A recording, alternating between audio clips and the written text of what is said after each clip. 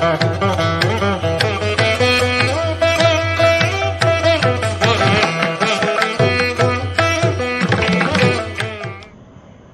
గురుభ్యో నమః. హరి ఓం. శ్రీమద్ వాల్మీకి రామాయణంలోని సుందరకాండం 22వ సర్గానికి స్వాగతం. యథా యథా సాంత్వయితా వస్యః స్త్రీణాం తథా తథా యథా యథా ప్రియం భక్త పరిభూతాస్తథా తథా.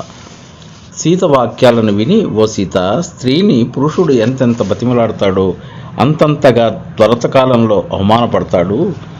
ఈ అవమానకంతటికి కారణం నా కోరికే. గుర్రాలన్నీ సారథి ఆపేటట్లు నా కోపాన్ని మన్మధుడు ఆపుతున్నాడు. మాయా సన్యాసిని, నేను నీకు సంవత్సర కాలం గడువు పెడితే ఆ గడువులో మిగిలింది ఇంకా 2 నెలలే. గడువు పూర్తి కాగానే నా శయ్యని కానీ అధిష్ఠించకపోతే నా వంటి వాళ్ళు ప్రాతకాల భోజనం నిమిత్తం నిన్ను ముక్కలు ముక్కలు చేస్తారు అన్నాడు రావణాసురుడు. ఇలా రావణుడు బెదిరించగానే దేవగంధర్వ కన్యలు భయపడ్డారు. తక్కిన వారు ముఖావయవాలతో భయపడవద్దని సీతని ఓదార్చారు. వానికి దేహబలం ఉంటే నాకు పాతివ్రత్య బలం ఉన్నదనే ధైర్యంతో సీత ఇలా అన్నది. తప్పు చేశావు నువ్వు, అయినా నీది తప్పని నీకు చెప్పి నీ మేలు కోరి బతికించదలిచిన వాడు లంకలో ఒక్కడు కూడా లేడు. ఇంద్రపత్ని అయినటువంటి శచీ లాంటి నన్ను నువ్వు కామించడం రాముని శిక్ష పొందడానికే. మదపుటేనుగుతో కుందేలు పోరాడడం ధైర్యం అనిపించుకోదు. పిరికి పందవై నన్ను దొంగతనంగా తెచ్చిన కారణంగా తెచ్చి కూడా ఇలా మాట్లాడుతున్న కారణంగా నీ నాలుక చీలికలు కావాలి, నీ తేనె రంగు కన్నులు నేలరాలాలి. అసందేశాత్తు రామస్య తపసశ్చాను పాలనాత్ నత్వా కుర్మీ దశగ్రీవ భస్మార్గతేజ. నా రాముడు ఇంకా ఆజ్ఞ ఇయ్యలేదని ఆగాను కానీ, లేదా నా పాతివ్రత్య ధర్మంతో ఏనాడో నిన్ను శపించి ఉండేదాన్ని.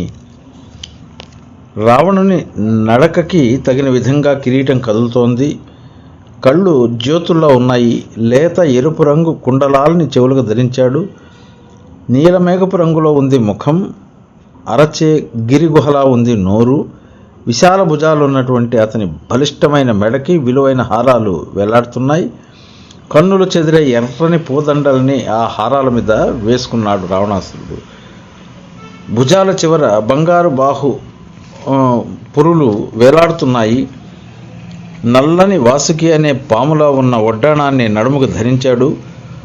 ఒళ్ళంతా ఎర్రచందనాన్ని నిండుగా ఎర్రని ఉత్తరయ్యాన్ని హారాల మీదుగా కప్పుకున్నాడు. కల్పవృక్షంలానూ మూర్తి భవించిన వసంతుడిలా అలంకరించుకున్నప్పటికీ శ్మశాన మండపంలా భయంకరంగా కనిపిస్తూ, ఓ సీత, సాయంకాలపు సంధ్యని సూర్యుడు ఏం చేస్తున్నాడో అలా నా కాంతితో నేను నాశనం చేసేస్తానని అరిచాడు. ఏదో ఒక అంగవైకల్యం ఉన్నటువంటి అక్కడి కాపలా స్త్రీలతో ప్రతికూలంగా కానీ అనుకూలంగా కానీ సామదాన భేద దండోపాయాలతో కానీ ఈమెను ఎలాగైనా సరే నా వశం చేయండి అని అన్నాడు. ఇంతలో రావణుని కనిష్ట భార్య ధాన్యమాలిని అతన్ని కౌగిలించుకొని, స్వామి, నీ భోగభాగ్యాలను అనుభవించేటటువంటి భాగ్యం ఈ మనుష్య స్త్రీకి లేదు. వల్లని దాన్ని కామించడమే నీ దేహ పరితాపానికి కారణం.